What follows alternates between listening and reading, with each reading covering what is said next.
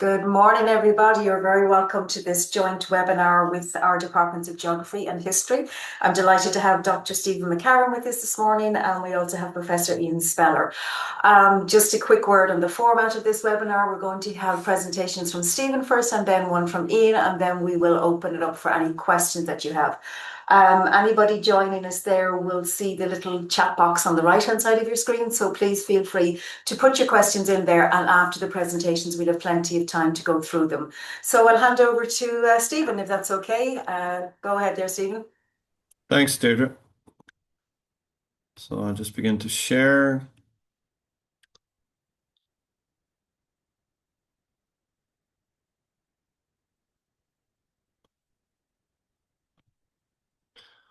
So I hope everyone can see this. Hello, welcome to this little short presentation about geography, taught postgrad and research options at Maynooth.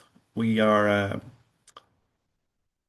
delighted to be part of this presentation and to invite everyone to consider us as an option for their career path and for their education and what it might lead to in terms of their staying on doing research with us. Everybody's welcome to come along. So I'm going to say hello just and introduce the department. So why Maynooth Geography, then our taught postgrad, and then our research postgrad options.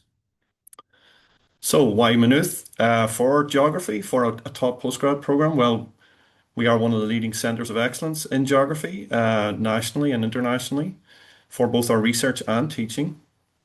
We contain many units of research that people involved in those areas of climate change, such as the Irish Climate Analysis and Research Units, shortened to ICARUS, would be involved in internationally. I'll say a little bit more about that on the next couple of slides. And then we have also staff in the National Centre for Geocomputation who'd be allied to one of our master's programs, our MSc in GIS and remote sensing. And we're also involved in the Social Sciences Institute. So research-wise, we have footprint in a lot of the national leading institutes where you will get access to, if you come as a taught postgrad student, to those people in your courses. They are the ones that teach the courses. We have 27 academic staff, so we're a fairly large geography department relative to the others in Ireland. 19 postdoc researchers, you can see the numbers there. We have excellent support in our administrative staff and support, including field technicians and computer technicians. We have currently 37 taught and 40 research postgraduates. So we have a very healthy postgraduate community that you'll be joining. We just have had, just as a term of scale, we've had 11 students just graduate from our PhD program. That's just last year. We're very active in research, as I said, in a number of different areas that feed into the taught postgrad programs, including climate change. So we regularly would have research funding as a department alone in the millions on a number of different projects. So these are direct costs. This is money that comes in that supports research that would feed through into things that are being taught and regularly publishing in the top journals in the world.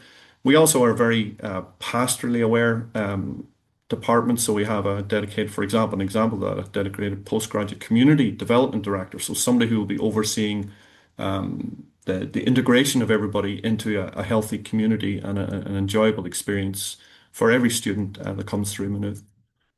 So just to talk a little about the courses then, our taught postgrad programs in no particular order. The MSc in Geographical Information System Remote Sensing is the longest running and most successful taught postgrad program in this field in Ireland. It was innovative when it was set up.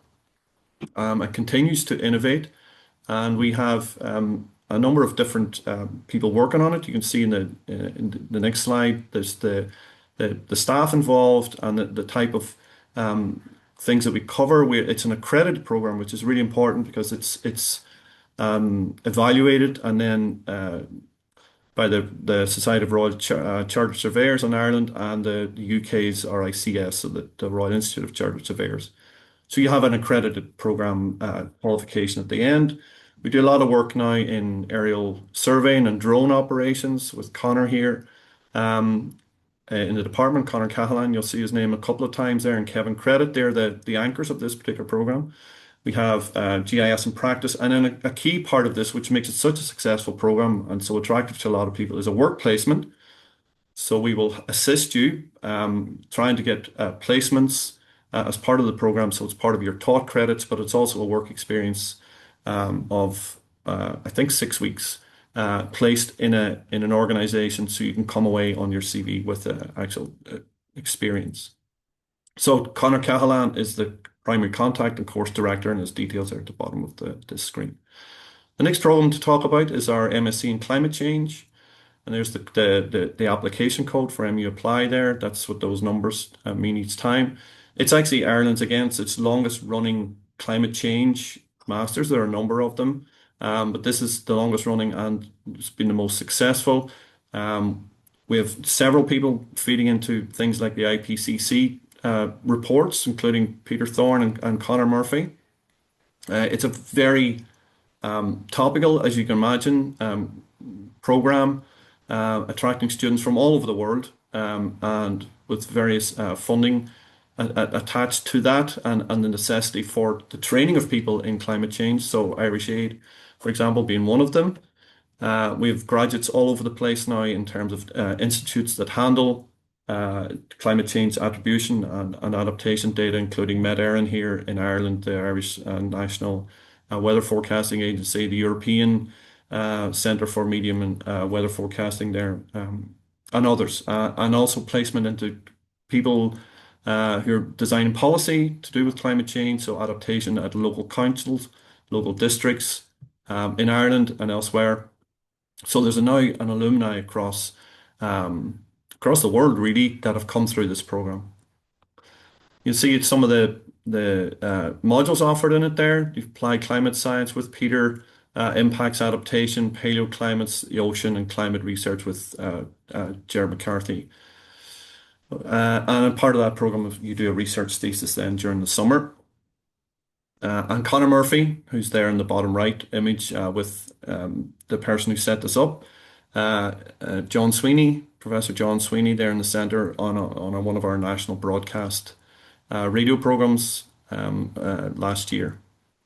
So Conor's the person to talk to inquire about anything to do with the MSc in climate change.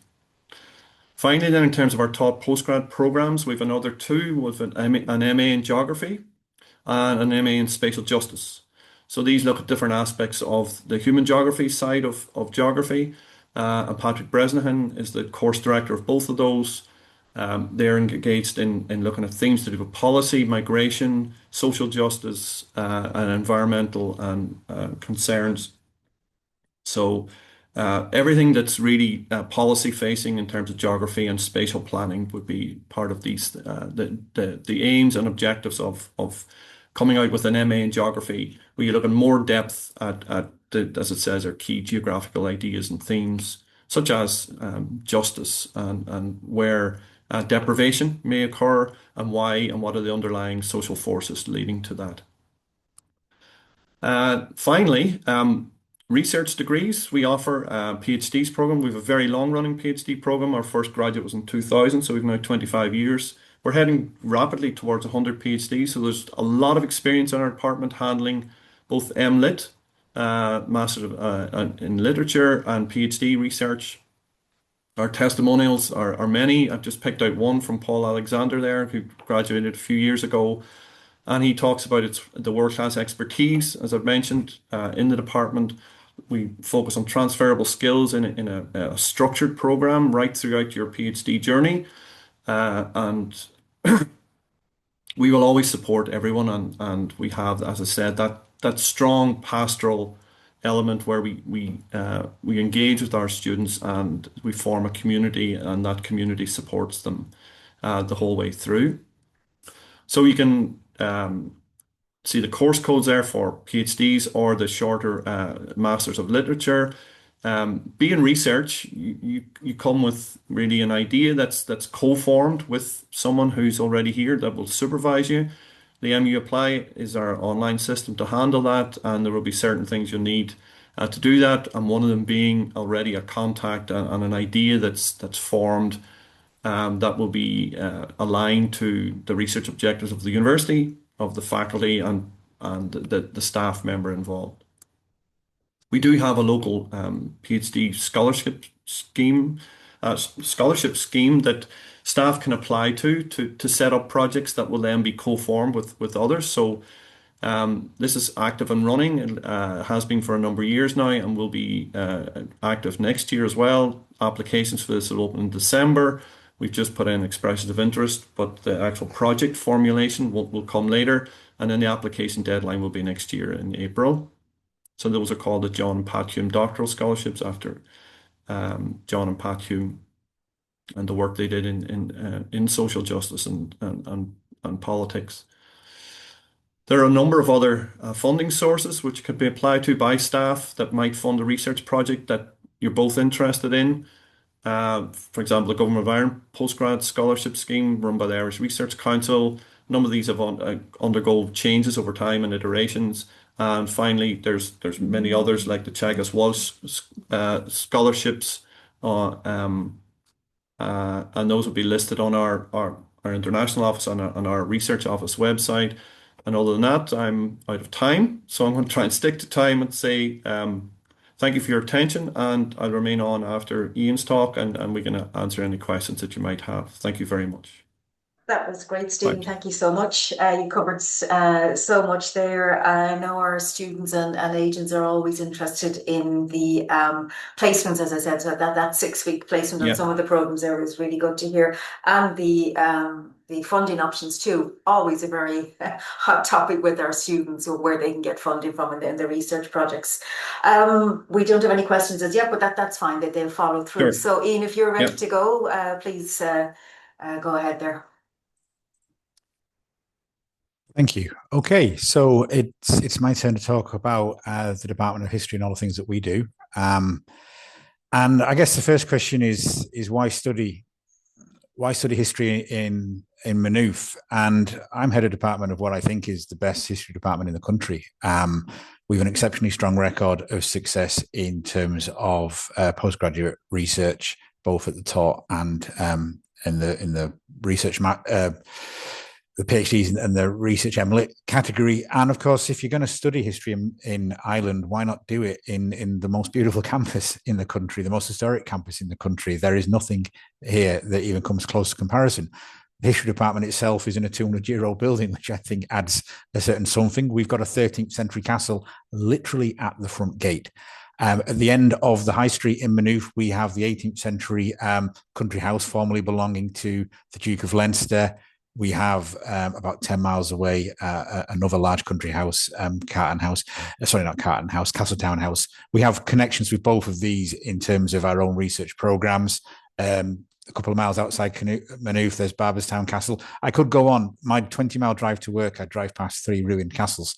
Perhaps more pertinently for postgraduate research, we have the historic Russell Library, which has important historic archives available for use by our research students, and we get a lot of value from that. And Maynooth has a beautiful 19th century town context, so it is a fantastic place to study. Within a 10-minute, 15, 20-minute drive, you've got Trim Castle, you've got Newgrange, the prehistoric site. You're half an hour from the centre of Dublin in terms of Dublin Castle or government buildings.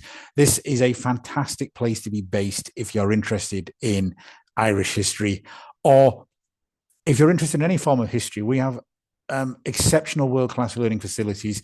We have a truly brilliant library with fantastic resources there, and an extremely modern campus. Whether you're studying history, geography, or anything else, this is an excellent place to base yourself. And in terms of history department, my colleagues tell me it's important that I show you these images of them. I think there's nothing that would make me less likely to come here than that array of faces. But the key point is the strength of this department are those people. You have the world's leading experts in their field amongst those 20 academics. Whether the study is medieval Ireland or early modern Europe, or Ireland in the 18th century, or contemporary military history, or European history, or Balkan history, and Central European history, American history, we have got world-leading experts here. And the faces don't tell you that. But that's just a list of fairly recent publications that I put forward this morning. I can't show that to my colleagues because I had to leave a whole load off because they wouldn't fit on the screen. If you're going to study, whether it's Irish history, military history, or European history, don't go to the place where they've read all the books. Go to the place where they've written the books. Go to the place where people set the terms of the debates that are being had globally. Be a part of that process. So you come to Maynooth to study history because history is a centre of excellence in the study of a whole range of things. Okay, we have two basic categories of programs. We have taught programs, the masters, and we have research programs in terms of the PhD and the MLit. So I'll say a few words about those. We have 3 taught masters programs on offer next year: Irish and local history, European history, and military history and strategic studies. They share some commonalities. Full-time, which probably applies mostly to international students, you work full-time. Usually it involves 2 days of contact a week, but full-time study when you're not actually in a classroom with us. Part-time, you can spread that over 2 years. 1 year would be the taught modules, and the second year will be the research dissertation. And there's also an option to do a higher diploma, which is to take the taught modules, but not to do the thesis at the end. Entry requirements would be from the Irish and the UK sector, a good upper second class honours, which usually translates to a GPA of B on the American system. The taught components, in terms of the MA programs, you have a taught component and a minor thesis, 20,000 word thesis on a topic that you choose. So we will be giving you the foundations that you need to become a researcher in history. But a core part of all of our programs will be you go off and research something that you're interested in. The teaching is small group seminar style. So it's not large lecture halls. We sit around with a small group, literally around a table, and you sit in a room with a world leading expert in a topic, and you talk to them, you discuss, you share ideas, you bounce stuff around. There will also be written presentations, so not written presentations, oral presentations in class, written assignments in class, participation, a mix of different ways to test a wide range of skills that you'll have and that you will develop. In terms of Irish and local history, as with all our courses, it's 1 year full-time and 2 years part-time. There are compulsory modules. The aim of the compulsory modules is to give you a thorough grounding in the skills that you need to be an historian. And then you will choose from a range of elective modules in terms of what areas interest you most. Do you want to do medieval history? Is your focus more on more recent stuff? Are you interested in gender or Irish history or whatever it happens to be?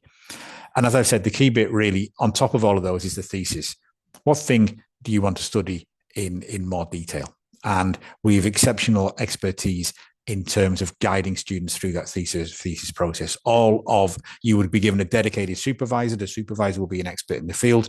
They'll also be an expert in guiding a student from a beginning where you probably don't know how to write an MA standard thesis through to the end where you will produce something really very good. And our team is highly experienced. I've supervised over, I think at this stage, over 90 MA theses over the years. We know what we're doing.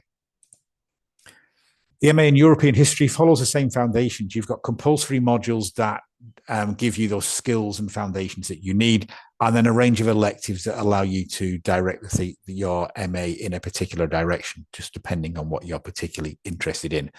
And if you take the MA in European history, you also have an option to take some of the electives from military history, because there's a crossover there in terms of some of the material. And again, 20,000 word thesis based on a topic of your own choice.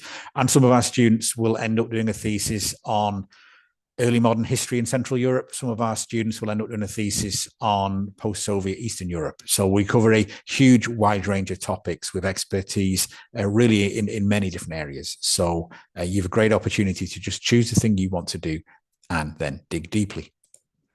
And finally, with the MA in military history and strategic studies, again, 1 year full-time, 2 years part-time.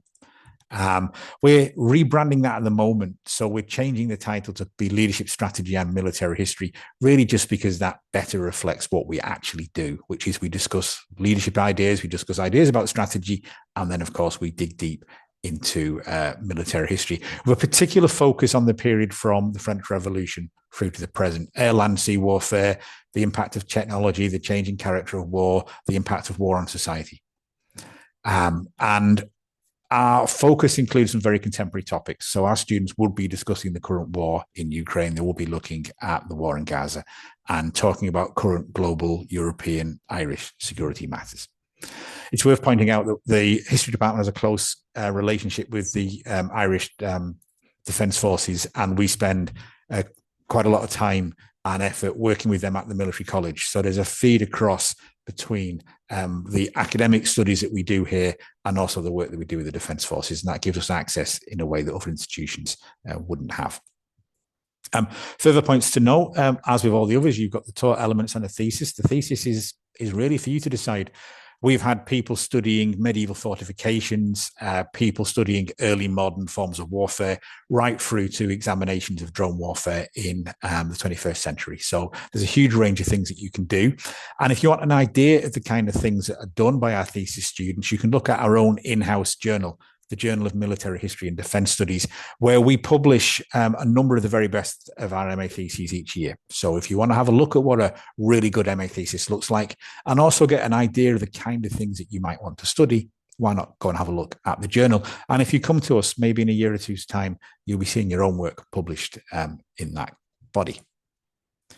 So those are the taught programs. We also have Research Masters, the MLit program, and the PhD.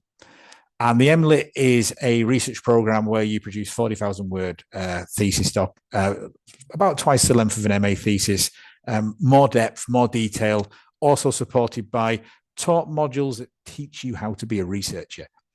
The PhD program is assessed essentially by a very long research project, a major project, equivalent to a book. You also take some taught modules, again, to give you the necessary foundations that you need to be a really effective researcher. We are long, very traditional, very successful PhD programs. We've 11 new PhDs started this year, which is a very significant number in terms of the historical discipline. And we are very proud of our successful track record of getting people through and people that have produced research that have changed the nature of the debate in terms of the topics that they've studied. Entry requirements, we'd be looking for absolute minimum a good 2-1 honours at BA level, which is a GPA of B+. Ideally, frankly, stronger than that. PhD is the highest level academic qualification on the planet. You need to be strong if you're going to survive through that program. Ideally, we'd like people with a PhD to get a master's first, and a master's provides you a great opportunity to test, do I actually really enjoy being an historical researcher? Am I good at it? Is this something I want to devote the next 4 years of my life to? So our strong recommendation is do a master's first, build up those skills, get a sense of, is this what I want to do? And then come to us to do a PhD, full-time, normally 4 years. There is an opportunity to not do that. You can get onto the PhD track if you have first-class honours or a GPA average of A, and that way you can make a case. If you get a good project, you can come to us, you'll be accepted with a view to moving you onto the PhD after the first year or maybe after the second year. The way to do this is to come up with a project, discuss your ideas with us. You need a supervisor that's an expert in your field. So you find which of us will be the appropriate supervisor. You discuss those ideas. You talk to my colleague, Professor Marion Lyons, who's exceptional amount of experience in terms of guiding people through the applications process. Noting that takes a considerable amount of time. We need a developed process, a clear idea of the project that you're planning to do, the sources that you're planning to use, where that sits in terms of other people's work in the field, and then a plan of how you're going to scope out the next 4 years. So you can't really do that on your own. Come to talk to us. Talk to my colleague, Marion Lyons. Talk to me. You can email history.department@mu, and we can guide you through that process. In terms of funding, it's very much, as Stephen discussed for geography, Maynooth University itself has a John Pat Hume scholarship program. So there are opportunities to get research funding to see you through your studies, or you can apply for the Irish Research Council. But again, the key thing there is to talk to us, get in touch with the history department. We can put you in touch with the relevant scholar within this department, and they can guide you through that process.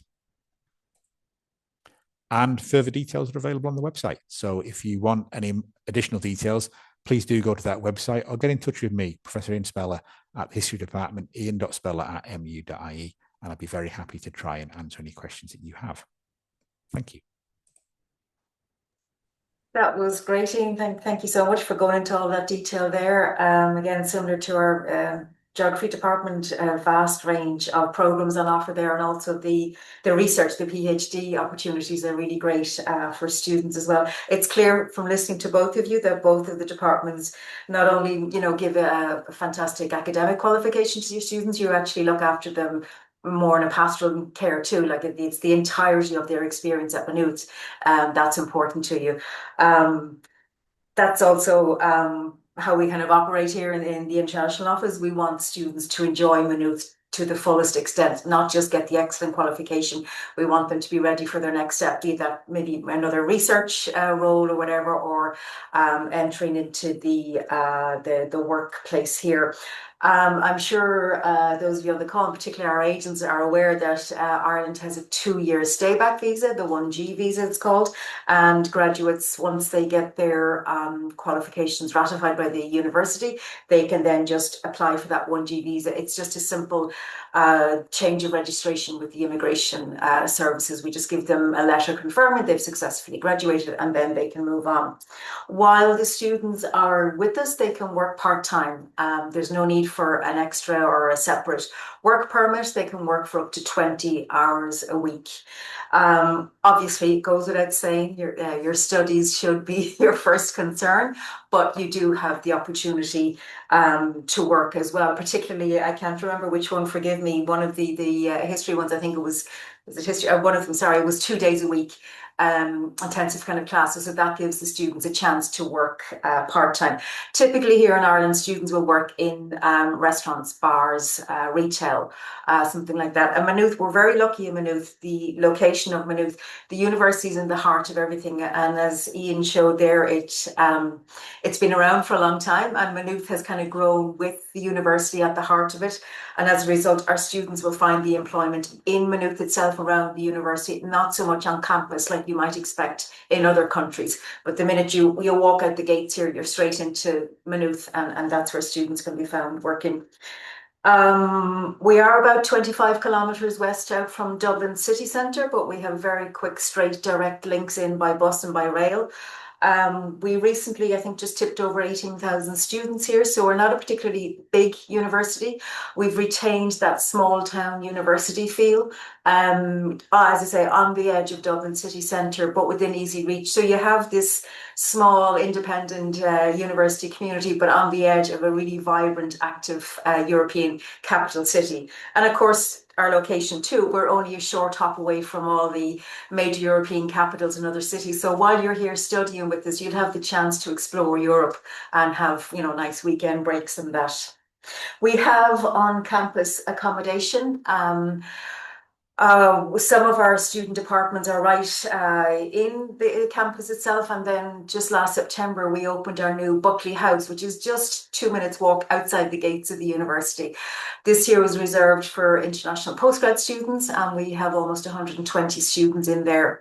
In both types of accommodation, you have your own bedroom, your own bathroom, and then you have the common shared living areas. All the apartments are fully furnished, fully fitted out. The kitchens are fully fitted, and it's very typical, almost expected here of students in Ireland to cook for themselves, to look after themselves. So we don't offer meal plans like perhaps you get in American colleges and that.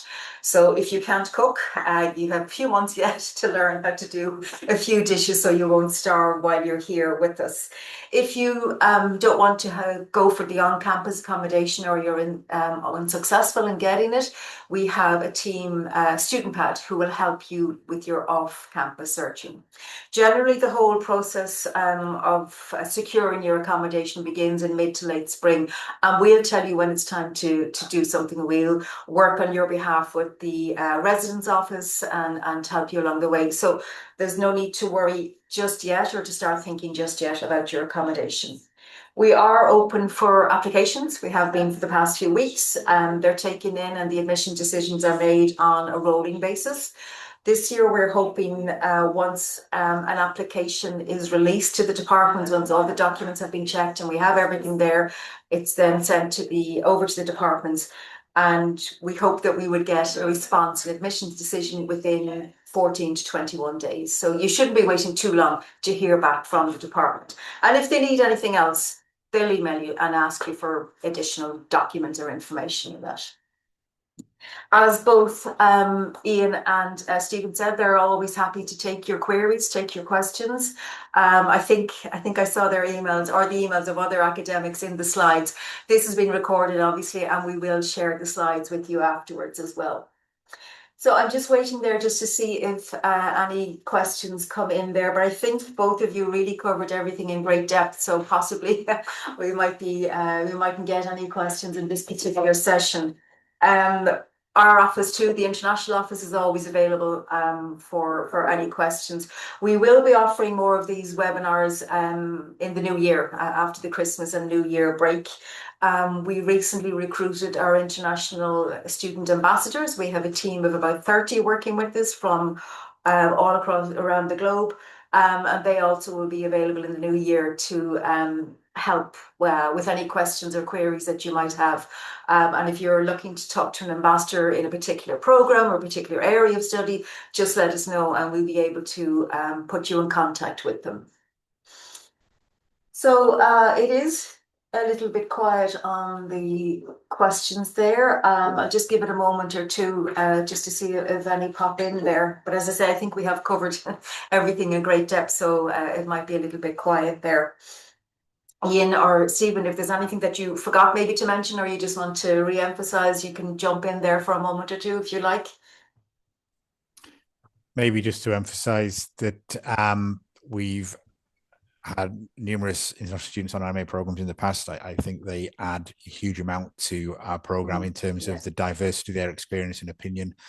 And I think they've enjoyed themselves very much. It's a great, friendly place to study. I'm not from Maynooth, I'm not Irish, but I've been here 20 years and I enjoy the campus environment. I think if I was an international student looking to go and get a taste of another culture, that Maynooth's a great place to be. Great. Thanks, Ian. Yeah, the only thing I would add too is, as Ian just said, we do recruit very strongly into our taught postgrad programs from the international community. I think the MSc in GIS remote sensing, as far as I remember, this last 2 years alone, over half have been from non-Irish university first degrees.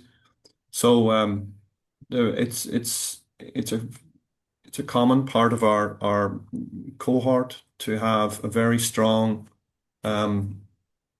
representation from international students. So they're always more than welcome. And I would reiterate what Ian said. I mean, and you said, Deirdre, it's the location for Maynooth, it really is advantageous. You're part of that small university town, which Maynooth is uniquely in Ireland, really. And you still have access to the city, the airport, everything, all the infrastructure you need, and part-time work opportunities. And as Ian said, which I did mention as well, we do try and structure our taught master's programs around the needs of the students. With like everything, Ian would agree with me in Maynooth, it is very student-centered, around the need to perhaps work at the same time. And so a lot of the teaching days would be as concentrated as possible, with also the need to undertake some field work in geography. So there might be an occasional kind of other day, but I think most of the programs are concentrated as well, as Ian was saying, 2 days, 2 intensive days, but then you have time then to undertake the assignments and all the continuous assessment and undertake the field work. But it does allow that support for yourself financially as an option while you're here. Yeah, great. That's lovely, Stephen. Thank you very much. Well, gentlemen, I don't seem to have any questions there. I think we have covered everything. So I'd just like to, just gone 30 minutes or there. Thank you so much for your time this morning. I appreciate you have busy schedules. It was a pleasure to listen to both of you, and I actually picked up a few new things myself that I didn't know about your department, so thank you very much for that. And maybe in the new year, probably maybe February or so, if you would be willing and available to do something similar again, that'd be great. Yeah. But until then, just thank you so much for joining us today. Thanks. Not at all. Thank you. Bye. Bye.